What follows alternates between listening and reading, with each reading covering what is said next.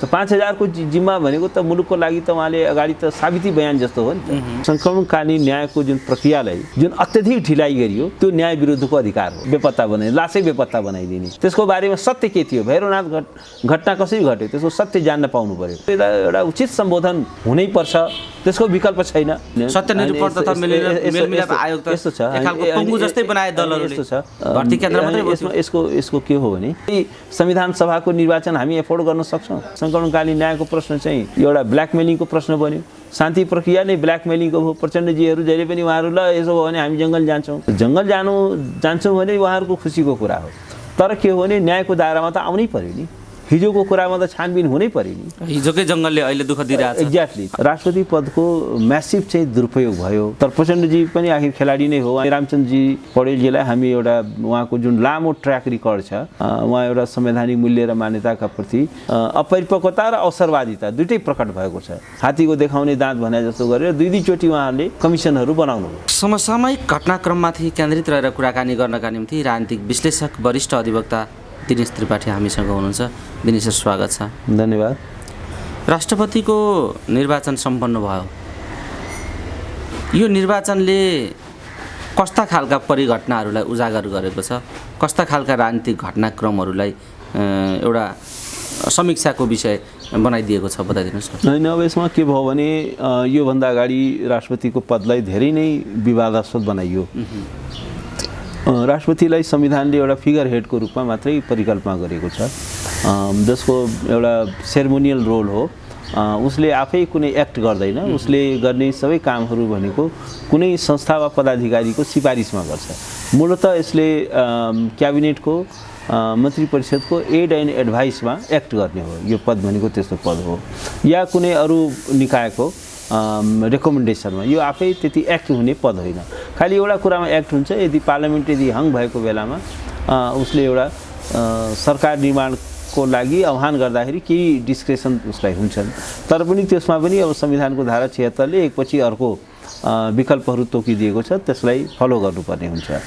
तर के भइदियो भने राष्ट्रपति पदको म्यासिभ चाहिँ दुरुपयोग भयो। त्यस कारणले गर्दाखेरि राजनीतिक दलहरू एउटा गम्भीर मनोवैज्ञानिक त्रासमा थिए कि अब हिजोकै जस्तो घटनाहरू दोहोरियो र एउटै पार्टीले यदि सबै पदहरू होल्ड गर्न थाल्यो भने यसले फेरि एउटा अर्को दुर्घटनामा लैजान सक्छ भन्ने एउटा मनोवैज्ञानिक त्रास थियो। अब त्यसको एउटा निकासको रूपमा, किनभने अब प्रचण्डजी अब आफ्नो एलायन्सहरू उहाँले चेन्ज गरिरहनु भयो। पछिल्लो समयमा उहाँले एमालेसँग एलायन्स गर्नुभयो। तर के भइदियो भने अब उहाँलाई पनि के भयो भने एउटा डमी प्राइम मिनिस्टरको रूपमा बनाइयो। र ओलीजीको खास गेम प्लान के थियो भने अब सभामुख उहाँले आफ्नो पार्टीको प्राप्त गरिसक्नु भएको थियो। उहाँको कोसिस के थियो भने राष्ट्रपति पनि प्राप्त गर्ने, त्यसपछि प्रचण्डजीको जुन राजनीतिक उपयोगिता हो ओलीजीका लागि त्यो समाप्त हुन्थ्यो। त्यसपछि उहाँलाई विदा गर्ने यात्रामा उहाँको गेम प्लान त्यो थियो, हिडन एजेन्डा त्यो थियो। तर प्रचण्डजी पनि आखिर खेलाडी नै हो। उहाँले यो कुरा त it's writing in the wall, भित्तामा लेखिएको अक्षर थियो, उहाँले त्यसलाई नबुझ्ने कुरै थिएन। र उहाँले पनि एउटा आत्मरक्षाको अर्को वैकल्पिक बाटो अपनाउनु भयो। र फेरि के छ भने पुरानै चाहिँ इक्वेसनमा, पुरानै समीकरणमा उहाँ फर्किनु भयो। र जसले गर्दाखेरि के हो भने अहिले रामचन्द्र पौडेलजी राष्ट्रपतिमा निर्वाचित हुनुभयो। एउटा फेरि त्यो गठबन्धन चाहिँ बिउतियो। तर अब एउटा कुरा के हो भने अब जस्तो रामचन्द्र पौडेलजी एउटा चाहिँ सिनियर राजनीतिज्ञ हो यो मुलुकको, र एउटा लोकतान्त्रिक निष्ठाको राजनीति गरेको व्यक्ति हो। उहाँको छवि चाहिँ विवादास्पद छैन, उहाँको इमेज चाहिँ क्लिन नै छ। उहाँले त्यसकारण एउटा कुरा हामीले सन्तोष मान्नुपर्ने कुरा चाहिँ के देखिन्छ भने अब राष्ट्रपति पदको हिजो जसरी व्यापक दुरुपयोग भयो, जसरी यसलाई विवादास्पद बनाइयो, प्रधानमन्त्री र राष्ट्रपति मिलोमतो गरेर संसद नै पटक पटक भङ्ग गरे, संविधानलाई नै घाइते बनाइयो, छतबिछत बनाइयो, त्यो प्रोसेसलाई नै डिरेल गरियो। अब एटिस त्यो चाहिँ हुँदैन।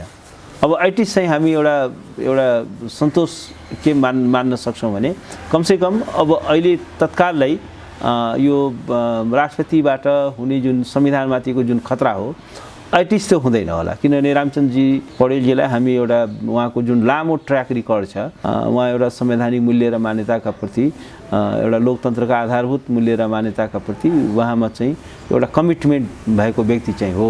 त्यस कारण एउटा कुरा हामीले के भन्नुपर्छ भने तत्काललाई, किनभने अहिले राष्ट्रपति पनि अब ओलीजीले चाहेकै जस्तो एउटा चाहिँ रोड म्यापमा गएको भए अब यो संविधान के हो भने गम्भीर एउटा खतरामा पर्न सक्थ्यो, फेरि के छैन इतिहास दोहोरिन सक्थ्यो, फेरि के छैन एउटा स्टेट क्याप्चरै हुन्थ्यो, किनभने सभामुख पनि आफ्नै, राष्ट्रपति पनि आफ्नै, त्यसपछि प्रधानमन्त्री उहाँ घुमी फिराइकन आफै बन्नुहुन्थ्यो।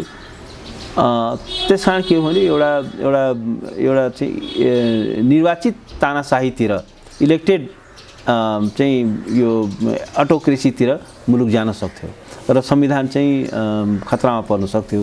त एटलिस्ट त्यो चाहिँ खतरा चाहिँ बाट अहिले टरेको छ। एटलिस्ट चाहिँ हामी चाहिँ एउटा सन्तोष मान्नुपर्ने कुरा छ, कमसेकम यो संविधानलाई तत्काललाई अब कुनै खतरा नहोला, एटलिस्ट राष्ट्रपतिबाट नहोला।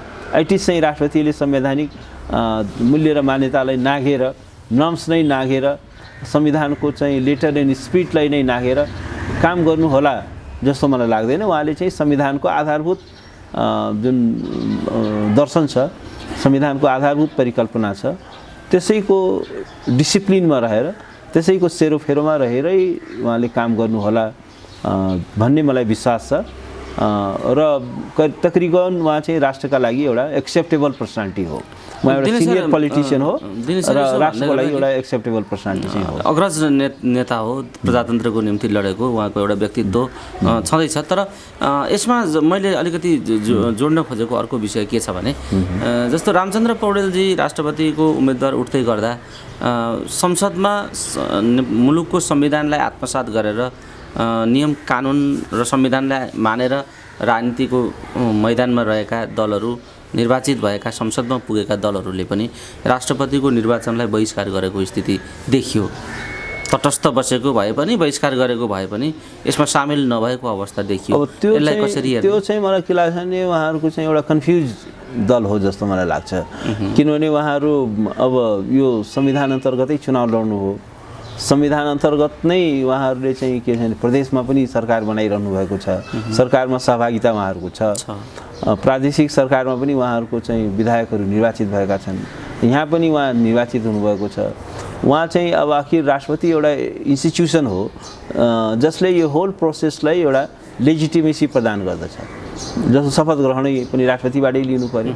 अब हिजो उहाँले चाहिँ के छ भने अब मन्त्री पद खाँदाखेरि पनि राष्ट्रपतिकै उसमा सम्मुखमा चाहिँ शपथ ग्रहण गर्नुपर्ने हुन्छ भन्दाखेरि अब यो सबै कुराले गर्दाखेरि अब यो राष्ट्रपति चाहिँ अब राष्ट्रपति हामी यो सिस्टममै छौँ तर यसलाई मान्दैनौँ भन्दाखेरि यो चाहिँ एउटा उहाँहरूको चाहिँ त्यो राजनीतिक परिपक्वता चाहिँ देखिएन र एउटा चाहिँ एक्स्ट्रा कन्स्टिट्युसनल पोलिटिक्स गरेको जस्तो देखियो।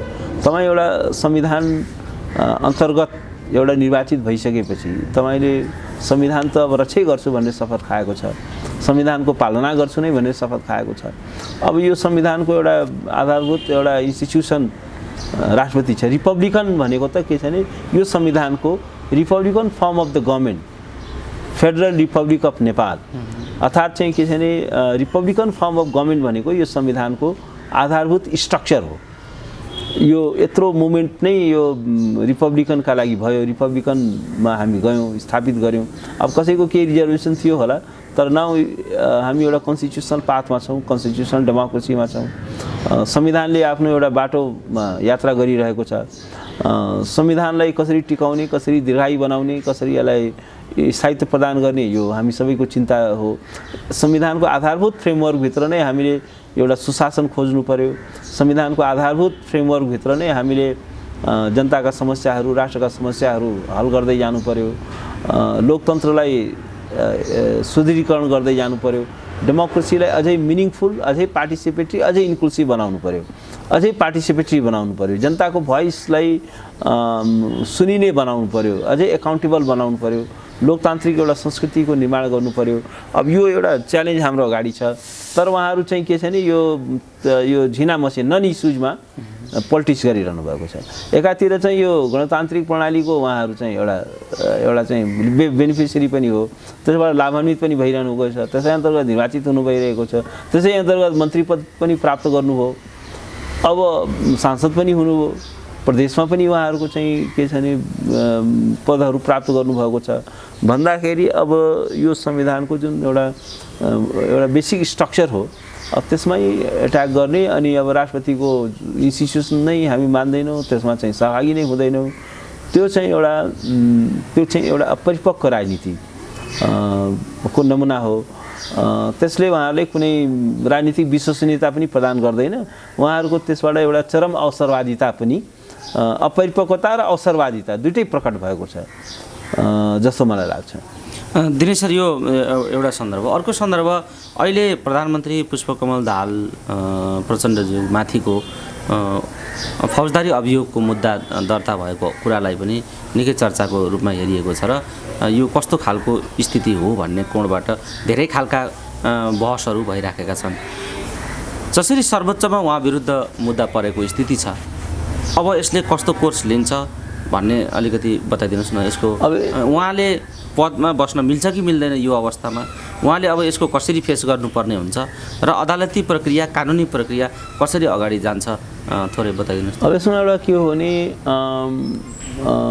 एउटा चाहिँ सशस्त्र द्वन्द्वपछि मुलुकमा एउटा कम्प्रिहेन्सिभ पिस एग्रिमेन्ट भयो 2006 मा, विस्तृत शान्ति सम्झौता भयो। त्यो विस्तृत शान्ति सम्झौताले अहिले शान्तिको एउटा मार्गचित्र कोर्यो र त्यसमा एउटा स्पष्ट रूपमा त्यो बेला गिरिजाप्रसादले साइन गर्नुभयो, प्रचण्डजीले आफैले साइन गर्नुभयो, हस्ताक्षर गर्नुभयो र त्यसमा एउटा के प्रतिज्ञा गरियो भने कि आधारभूत मानवाधिकारलाई सम्मान गरिनेछ, दण्डहीनतालाई समाप्त गरिनेछ र एउटा चाहिँ सङ्क्रमणकालीन एउटा न्यायको प्रक्रिया चाहिँ सुरु गरिनेछ।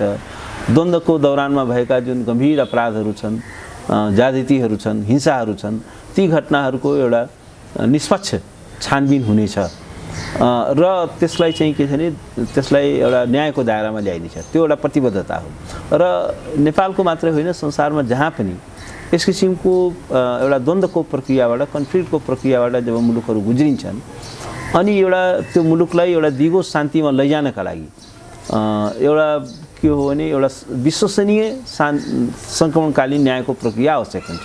सङ्क्रमणकालीन न्यायको प्रक्रिया भनेको चाहिँ के हो भने त्यसले विगतलाई एउटा विश्वसनीय ढङ्गले सम्बोधन गर्छ र त्यसले पीडितलाई एउटा न्यायको अधिकार सुनिश्चित गर्छ, परिपूर्णको अधिकार सुनिश्चित गर्छ र भविष्यमा यस्ता घटना नदोहोरिने सुनिश्चितता गर्छ र राष्ट्रलाई र आउने पुस्तालाई पनि त्यो सत्य के हो, त्यो द्वन्द्वको बेलामा भएका जुन ट्रुथ हो, त्यो ट्रुथहरू चाहिँ उद्घाटन गर्दछ ताकि चाहिँ राष्ट्रले जान्न पाओस् कि हिजो द्वन्द्वको दौरानमा कसले के अपराध गरेको थियो, के ज्यादती गरेको थियो, त्यो राष्ट्रलाई जान्न पाउने अधिकार छ, ट्रुथ, राइट टु ट्रुथ छ। तर अब नेपालमा के हो भने यत्रो आज 16 वर्ष बितिसक्यो, राजनीतिक दलहरूले एउटा चरम अवसरवादिता र बेइमानी प्रदर्शित गरे र उनीहरूले सङ्क्रमणकालीन न्यायको प्रक्रियालाई यसलाई फर्गटेन इस्यु, बिर्सिएको जस्तो भयो र यो पीडितहरूको र राष्ट्रको अन्तर्राष्ट्रिय समुदायको आँखामा छारो हाल्नका लागि एउटा चाहिँ कस्मेटिक अर्थात् त्यो चाहिँ एउटा चाहिँ देखाउनका लागि हात्तीको देखाउने दाँत भने जस्तो गरेर दुईचोटि उहाँहरूले कमिसनहरू बनाउनु हो, सङ्क्रमणकालीन न्यायलाई सम्बोधन गर्छौँ भनेर कमिसनहरू बनाउनु हो।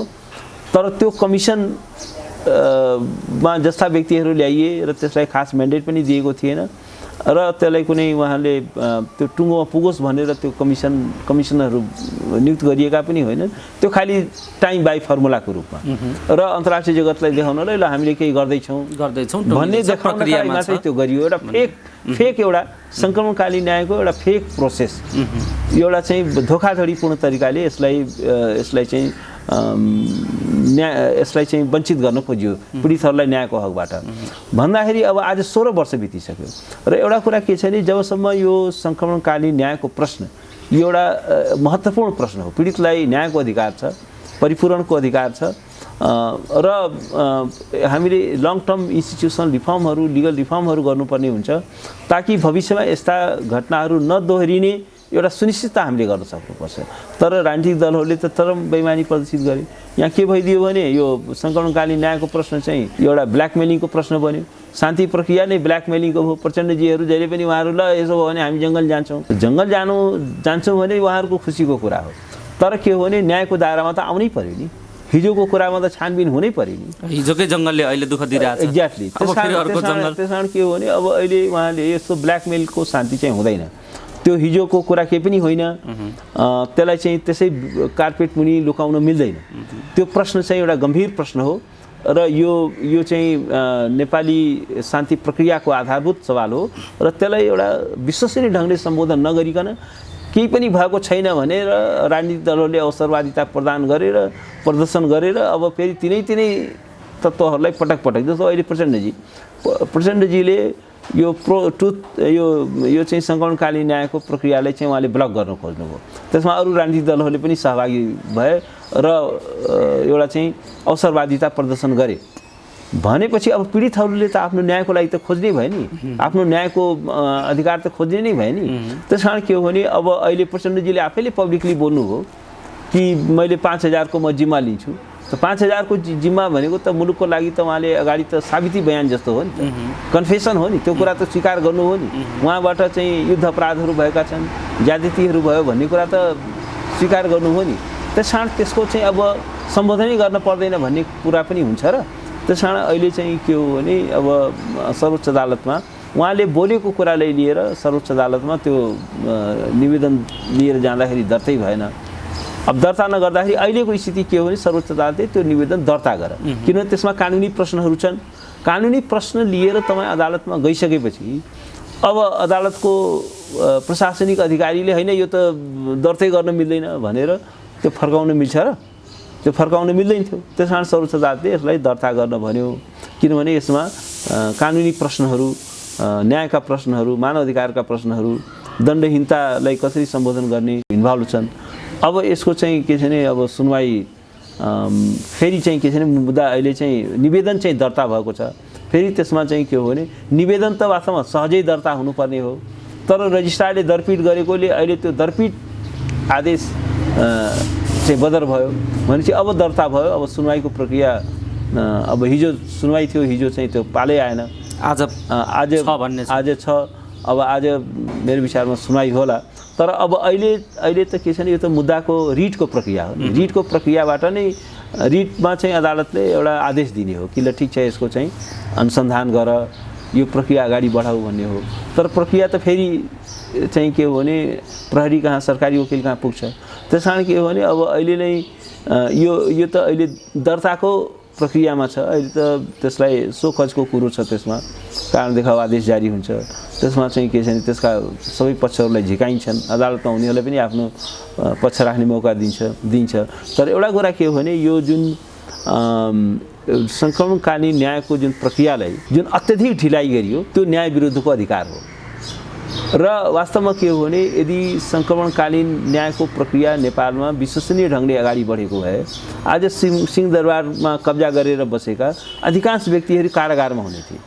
उनीहरूले सजाय भोग्नुपर्ने थियो। किनभने हिजो चाहिँ के हो भने गम्भीर ज्यादती भएको छ। र गम्भीर ज्यादती के छ भने दुईटैतिरबाट भयो। म फेरि यो भन्दिनँ कि खालि माओवादी पक्षले गर्यो, सेक्युरिटी फोर्सले पनि त्यति ठुलो अपराधहरू गरेको छ। अझै जस्तो दोर्माको घटना कसले गर्यो होइन?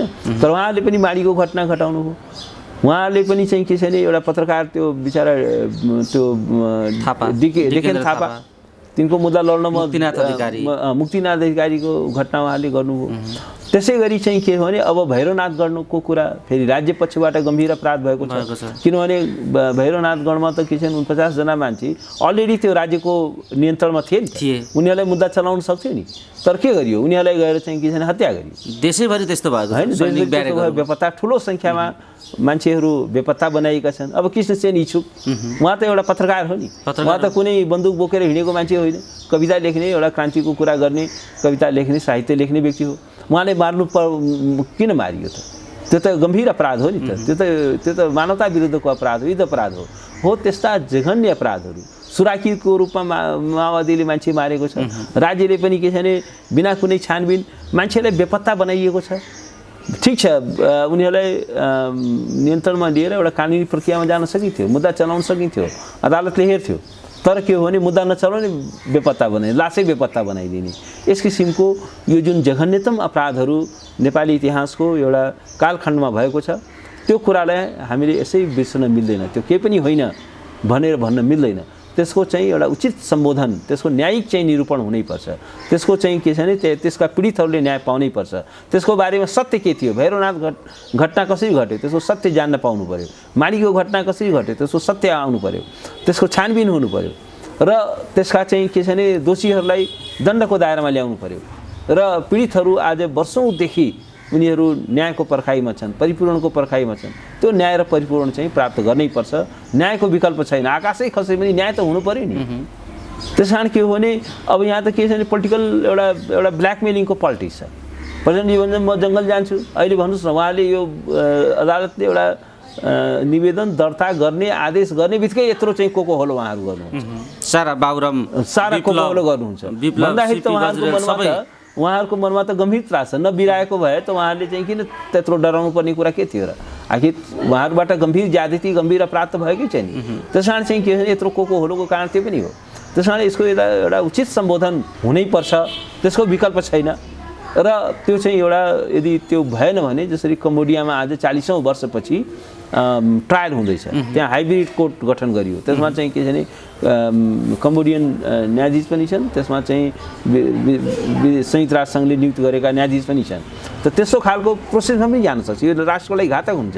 त्यस कारण हामी के चाहन्छौँ भने यो सङ्कलनकालीन जुन न्यायको प्रक्रिया हो त्यसलाई नेपालले विश्व समुदायका अगाडि एउटा यो साबित गर्ने मौका हो कि यो सवाललाई हामी आफै सम्बोधन गर्न सक्छौँ। नेपालको न्यायिक प्रणाली सक्षम छ, नेपालको कानुन प्रणाली सक्षम छ, परिपक्व छ र हामी यसलाई सम्बोधन गर्न सक्छौँ र यसलाई एउटा तर्कसङ्गत एउटा ढङ्गले यसलाई चाहिँ हामी निकास दिन सक्छौँ र पीडितलाई न्याय परिपूरण।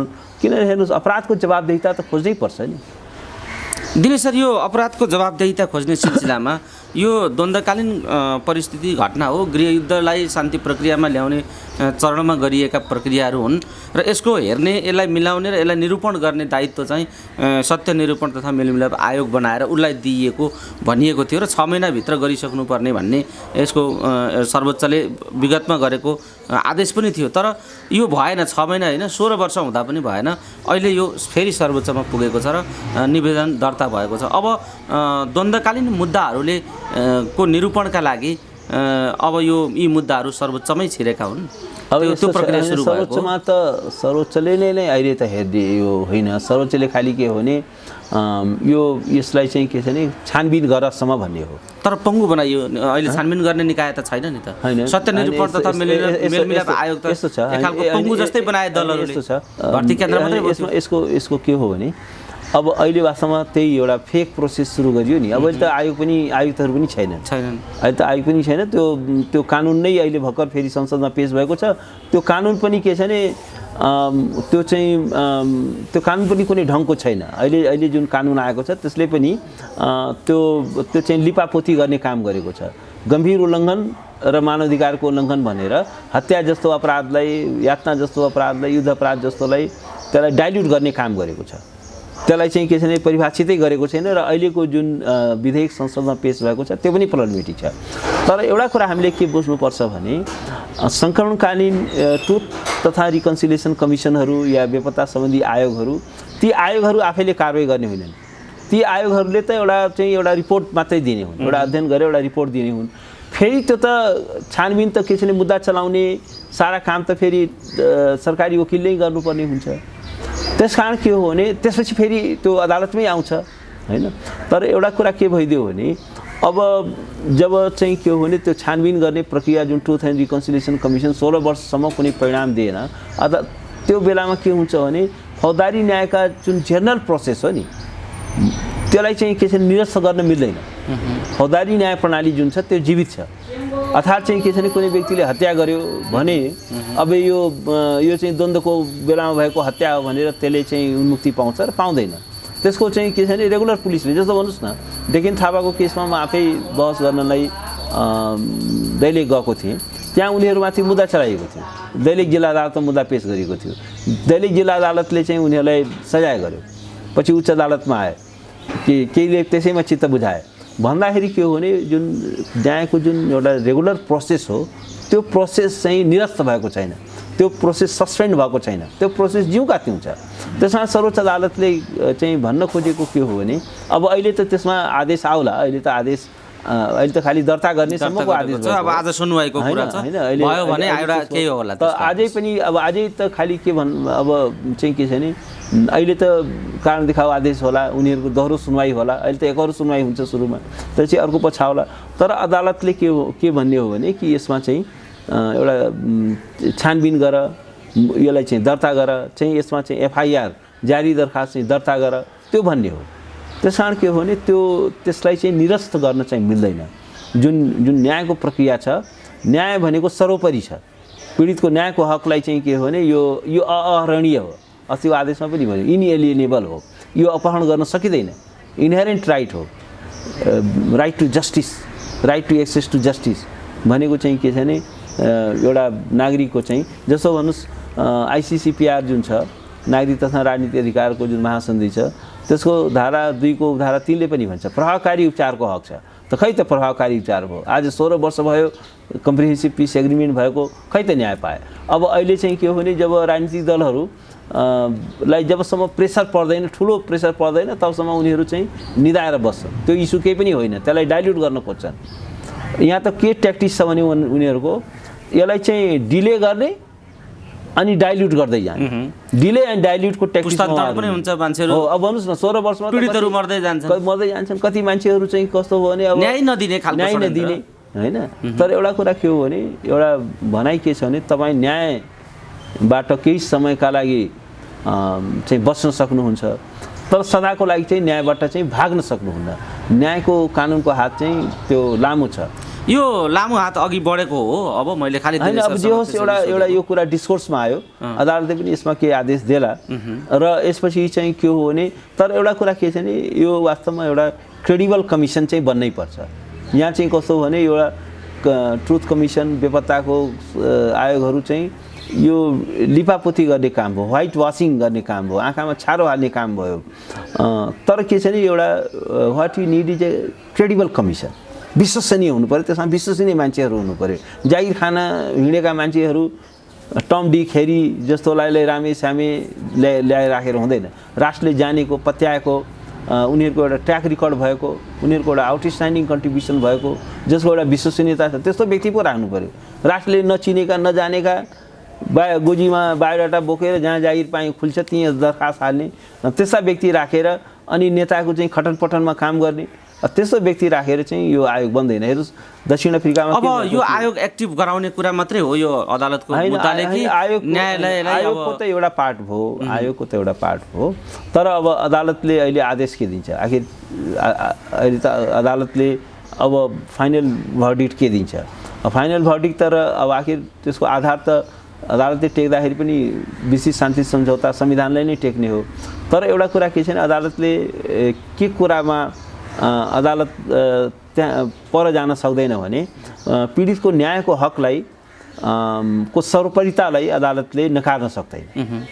त्यसो भएपछि त स्वतः मुद्दा पुग्ने नै भए रेगुलर कोर्टमा जाला, त्यसको प्रहरीले छानबिन गर्ला। तर एउटा कुरा के छ भने यो प्रश्न चाहिँ अब चाहिँ धेरै ढिलाइ भयो, धेरै लापरवाही भयो, धेरै चाहिँ खेलवाड भयो, धेरै संवेदनहीनता देखाइयो। तर नाउ इट्स हाई टाइम यसलाई चाहिँ सम्बोधन गर्नै पर्ने हुन्छ।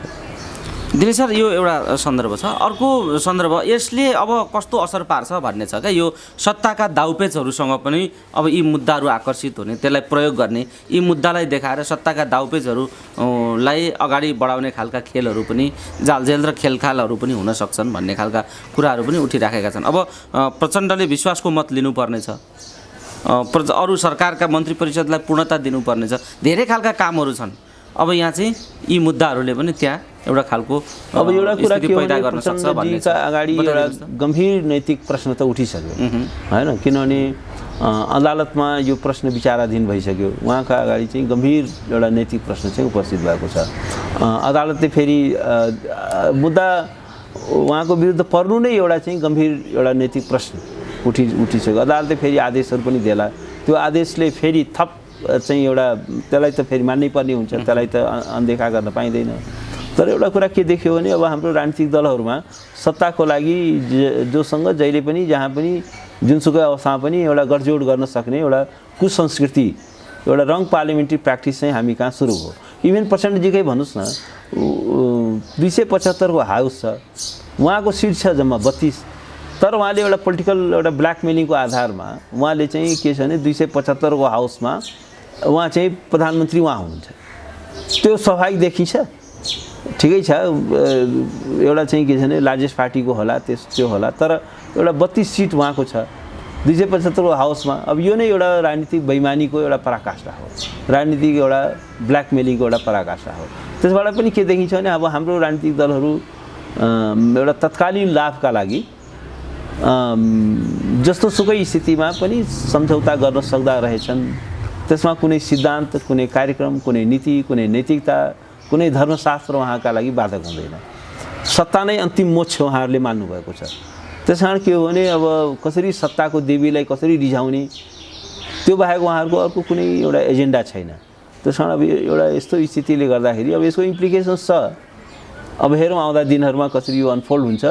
तर एउटा कुरा के छ भने यो यसै पनि यो तर हाम्रो राजनीतिक दलहरूको छाला चाहिँ गैँडाको जस्तो छ, उनीहरूलाई फेरि यस्ता कुनै नैतिक सवालहरूले खासै छुँदैन। तर यो अदालतको कुराले चाहिँ माओवादीहरूलाई चाहिँ राम्रै छोएको देखिन्छ। दिनरात बालुवाटारमा अहिले माओवादी, पूर्व माओवादी सबै भेला भएर छलफल गरिराखेको स्थिति छ। त्यो त एउटा के हो भने एउटा उनीहरूको पनि के हो भने अब यो वास्तवमा प्रचण्डजी प्रधानमन्त्री भइरहन खोज्नु पनि त्यो पनि एउटा आत्मरक्षाको, त्यो चाहिँ सङ्क्रमणकालीन न्यायको प्रक्रिया एउटा विश्वसनीय ढङ्गले सुरु होला, उहाँलाई छानबिनको दायरामा ल्याइएला भन्ने एउटा चाहिँ एउटा त्रास पनि उहाँमा छ।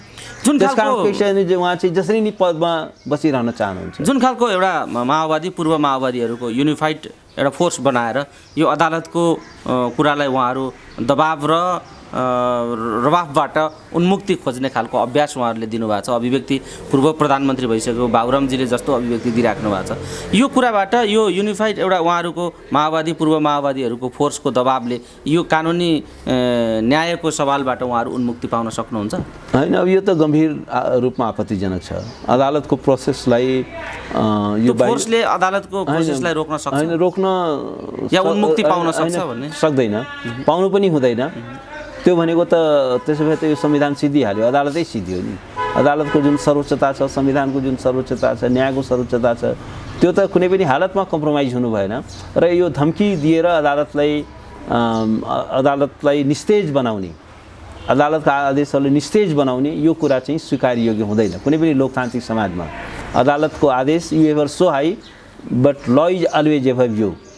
तपाईँ जतिसुकै ठुलो भयो भने कानुन तपाईँभन्दा माथि छ। त्यस कारण अदालतले एउटा रुल अफ ललाई अपहोल्ड गर्ने हो, न्यायलाई अपहोल्ड गर्ने हो, र त्यसलाई मान्दिन धम्काउने र वास्तवमा यो जुन किसिमको क्रियाकलापहरू अहिले अदालतलाई परिप्रेक्ष्यमा राखेर जुन किसिमको क्रियाकलापहरू हुँदैछ त्यो गम्भीर रूपमा आपत्तिजनक छ। त्यो कन्टेम्प्ट हो, त्यो अदालतको अवहेलना हो, त्यो चाहिँ अदालतको यो न्यायमाथिको अवरोध हो, अब्स्ट्रक्सन अफ जस्टिसको अपराध हो।